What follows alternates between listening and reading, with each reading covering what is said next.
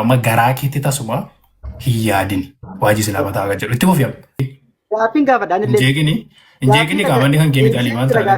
Nan dubbisaa jedhe itti qabeen jira billaa aleekum. Ali dubbisii si qabee rabbiin. Billaa aleekum. Alaikum. Yaa. Sheek Waaji. Ada Sheek Waaji.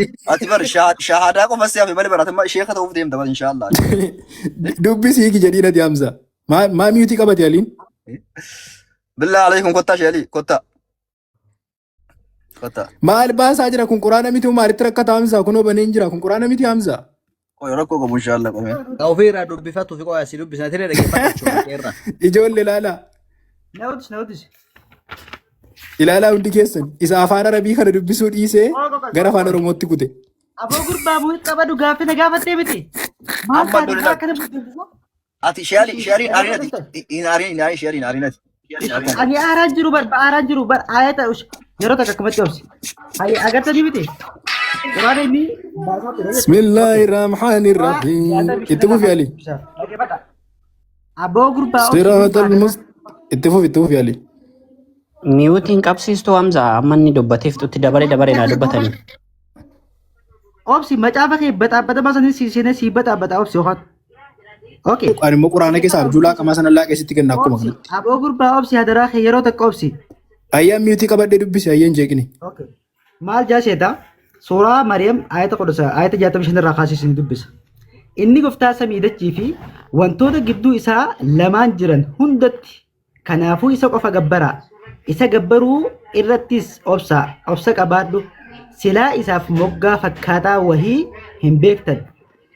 Namni silaa ani ergan du'e la namoonni silaa ani ergan du'e lubbuun jiraadhe qabdii baafamaa jedha. Sila namni ergaanan du'e ergas booda kaafama jedhee yaada. Sila namni akka nuti kanaan dura dhabamarraa isaan uumne hin yaadatanu. Goftaa keetiin kakadhe. Dhugumatti isaanii fi sheeyxaanota walitti qabneeti nama kam warra gartee warra erga duunee qabrii galseenne ni kaafamna jedhan san silaa warra akkasii shakku jiru sanii rabbiin kanaan dura akka uummata san dhabamarraa isaan uume hin yaadatan ija rabbiin warra silaa duunee erga duunee qabrii galseenne ni kaafamna jedhanii shakkii keessan jira sanii isaanii fi sheeyxaanota walitti qabnee jedha laa goftaa keetiin kakadhe dhugumatti nuti isaanii fi sheeyxaanota walitti qabnee ergasii moggaa jahannamiitti jilbiifatoo taasifnaa jira warra kam warra shakkii keessa galansan warra gartee shakkii keessa galansanii isaanii fi sheeyxaanota walitti qabnee moggaa jahannamaatti jilbiifachiisoo taasisan.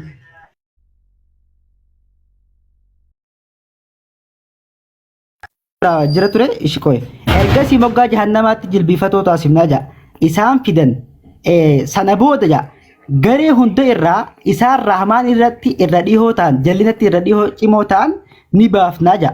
Hayyee ergasii dhugumatti nuti isaanirraa warra gartee shakkii keessa jiru sanirraa warra ishee ibidda seenuu qaban akkaan beekna jira. Warra kam warra gartee shakkii keessa jiran san erga duune ni kaafamnaa jedhanii shakkii keessa jiran sanii isaanii fi gartee seexaanota moggaa jahannamaatti jilbiifachiisoo taasifna jeeti isaanirraa hagartee jannata seenuu fi akkasuma azaaba seenu addaan beeyna achira dhumate ayata 70 waa'een gartee sanii achira dhumate ergasii habiraati isinirraa eenyulleen ishee seenu malee hin taane asirratti arabiffa isaa gartanii miti illaa waariduhaa jechuun irra fidamu malee hin taane jechuudha. Fakkeenyaaf akka luqaa afaan Oromootti jechuudha.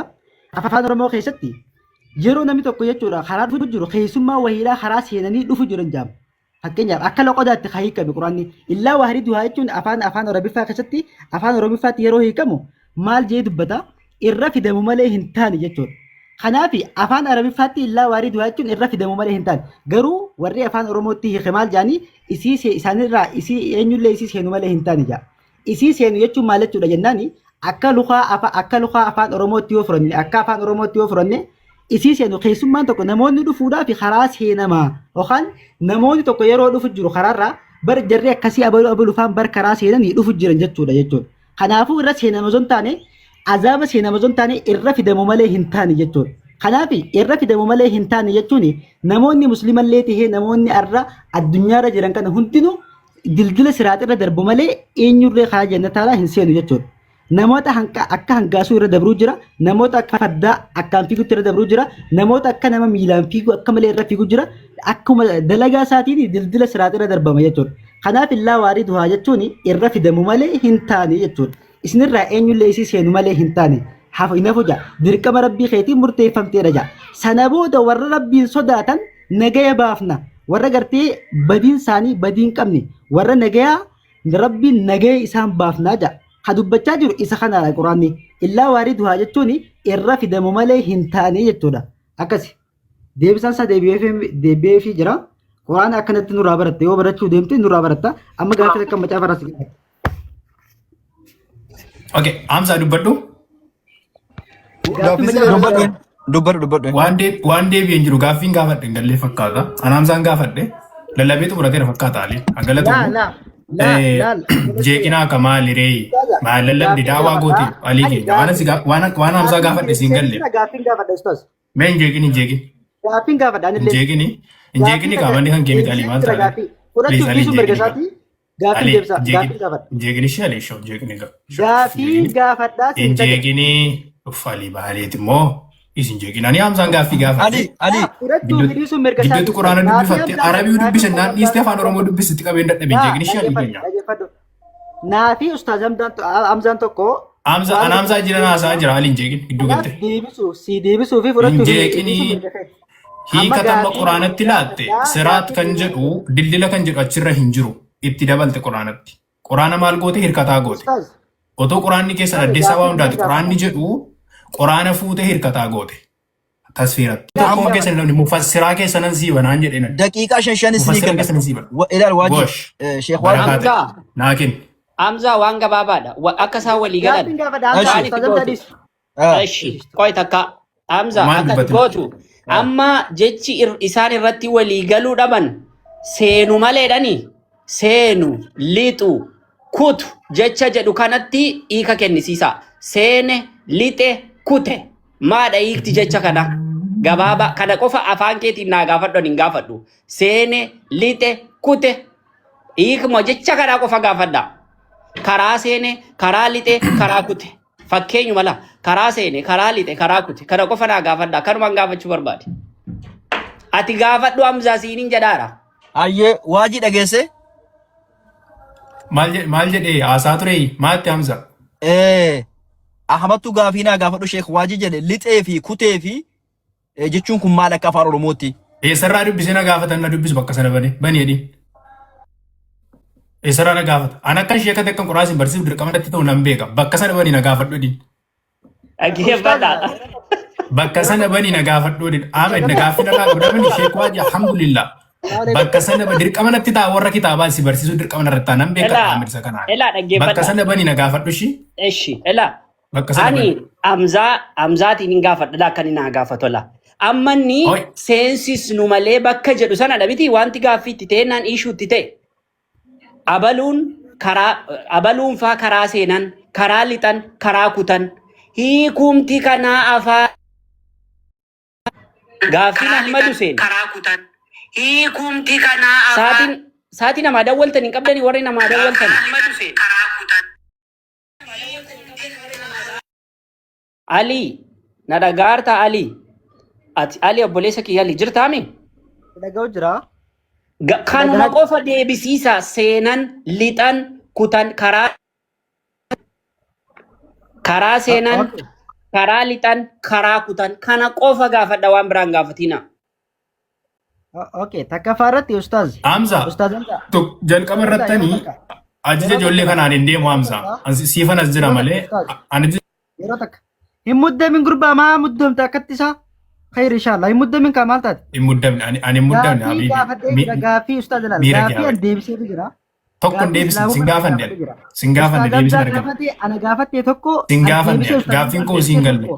Quraan irraa si deebisa anilleen quraan irraa si deebisa. Gaaffii hubanneeti. Waajii. Gaaffii hubanneeti. Waajii. Mina guddisi. Hamza na guddisime. Gaaffii si gaafata gaaffii. Hamza na guddisan tokko. Gaaffii si gaafata. Gaaffii Ustaaz Hamza naan gaafate nu banneeti. naan deebine hojjete deebisuun hin taanee fi Hin jeeqin. Deebisan fudhannee amma moo gaafatamu gaafatee deebisan ammoo Ani Hamzaan gaafadhee hin jeeqinaa isin. Foolii gaaffii kooti biraan hin baane isin. Foolii gaaffii kooti biraan hin baane. Hin jeeqinaa. Amma seentan malee ka jedhu kunooti. Dhaggeeffadhaa hundi keessan. Isinirraa eenyullee mi dhaggeeffadhaa sirriitti. Bismillah. Wacinaati dhaggeeffadhaa sirriitti. Dhaggeeffadhaa. Kunoo ayyaata 70 irratti jira akkasiin ibidda seentan. Ibidda kan jedhu 70 irra jira. Sirriitti dubbisaa dhaggeeffadhaa. Taasgabbaayii. Hin jeeqini. Dirqamatti ibidda yoo ibiddan seenuttanii yaada allaa sobsiistan. Yoo ibiddan seenu jettan allaa sobsiistan. Dirqamatti walitti qabdu dubbii allaahu. Yaa habiibi hin jeeqinni dhaggeeffadhu kana dubbisa. Ani gaaffii sin gaafanne Hamzaan gaafadhe. Ati gaaffii gaafadhe foolii isaa hin dhageenye. Hin jeeqini ka? Hin jeeqini. Abboo hin jeeqini billa alee. Habiibi hin jeeqini. Habibi kaya biti ibidda kayo natti mulisi maal taate gurbaasa? Maal ta'e mucaa maal taate maamiira keessa galtee? Natti mulisi ayat torbaate mita karaa ishii ibidda kayo natti mulisi. Maaliif miiti na godhu Hamza? Maaliif miiti na godhu Hamza? Ibidda kayo ayat torbaate mita karaa natti mulisi. Taasgabbaayii kunoo 70 marra siin jedhe ibidda kan jedhu taasgabbaayii. Ibidda kayo natti mulisi torbaate mita kamoo torbaate mita gaafata jirta. Si ibsee jira la. Torbaata marra siin jedhe. Gartee du'a keessa ni kaafamnaa jaani shakkii keessa jiru kan jee. Taasgabbaayii. Taasgabbaayii. Ibidda kajo natti mul'isu gurbaa maal taate? Taasgabbaayii irra barte. Nan godhinaa. Nan dubbisaa miti nan godhinaa. Natti mul'isi ibidda kajo. 70 marra siin jedhe hin sobin kunoo ibidda kan jedhu laal. Ergasii dhugumatti nuti isin irraa warra ishee ibidda seenuu qaban akkaan beeknaa jedhe allaan. Ibidda seenuu qaban kunoo ibidda. Warri ibidda seenu kunoo isin hunda keessan. Isintu qoraan jaannamaati. Dhaggeeffarsii dubbisee xumura. Isin irraa eenyullee ishee seenu malee hin hafu.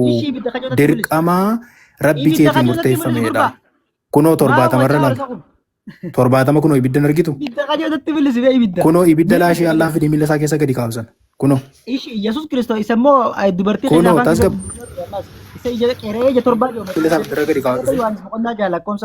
Tasgabbaayii waci miira kee habaye.